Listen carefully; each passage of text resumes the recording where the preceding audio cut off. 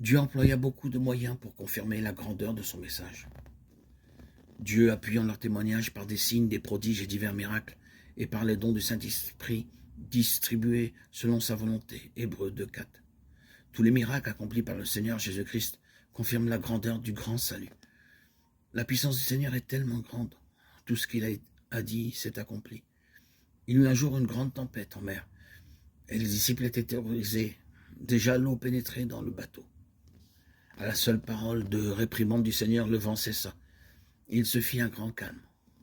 S'étant réveillé, il menaça le vent et dit à la mer, « Silence, tais-toi !» Et le vent cessa.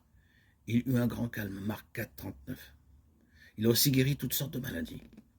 Les gens de ce lieu, ayant reconnu Jésus, envoyèrent des messagers dans tous les environs, et on lui amena tous les malades. Ils le prièrent de leur permettre seulement de toucher le bord de son vêtement, et tous ceux qui le touchèrent furent guéris. Matthieu 14, 35, 36.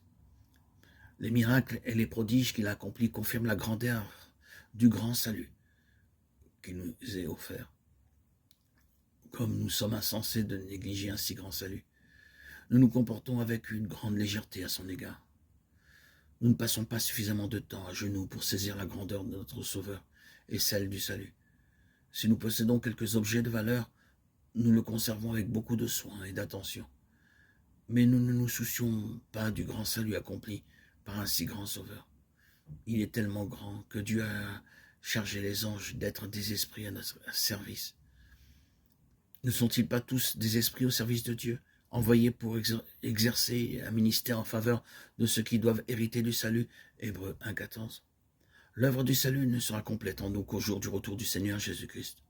Je suis persuadé que celui qui a commencé en vous cette bonne œuvre la rendra parfaite pour le jour de Jésus-Christ. Philippiens 1, 6. Nous recevrons alors des corps immortels, et le Seigneur donnera à ses anges de nous servir.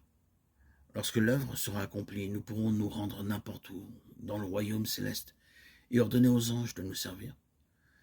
Cette position n'est pas donnée aux anges, bien qu'il s'agisse d'anges puissants, se trouvant continuellement dans la présence de Dieu, entendant constamment sa voix et faisant tout son plaisir.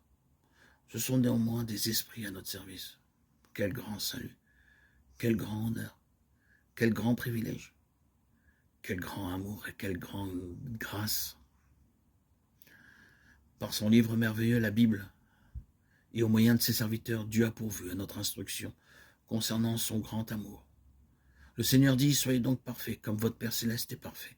Matthieu 5, 48. Dans son grand amour, le Seigneur Jésus-Christ nous a donné ce livre pour nous rendre parfaits.